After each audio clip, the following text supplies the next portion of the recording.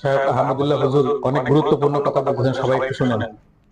কি কি ধরনের গুনাহে লিপ্ত হলে আল্লাহ ওই ব্যক্তির দিকে মুখ ফিরিয়ে নেন, ওই ব্যক্তির দিক থেকে মুখ ফিরিয়ে নেন। ভাইরা আমার, নবী করিম সাল্লাল্লাহু আলাইহি ওয়াসাল্লামের একটি প্রসিদ্ধ হাদিস আছে, তিনি বলেছেন সালাতাতুল লা ইয়াকাল্লিমুহুমুল্লাহু ওয়া লা ইউযাক্কিহিম ওয়া লা ইয়ানজুরু ইলাইহিম ওয়া লাহুম আযাবুন আলীম। তিন শ্রেণীর মানুষ আছে, তাদের জন্য চারটা শাস্তি হবে। কয়টা শাস্তি হবে? চারটা। কয় শ্রেণীর মানুষের জন্য?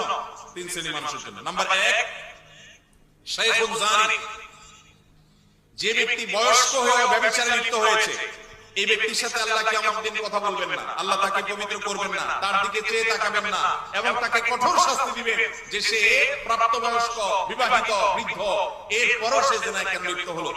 নাম্বার 2, ওয়া মালিকুন কাযযাব, যেই রাজা, যেই শাসক প্রজাদের সাথে মিথ্যা কথা বলে, প্রতারণা করে, ডাহা ডাহা মিথ্যা কথা বলে,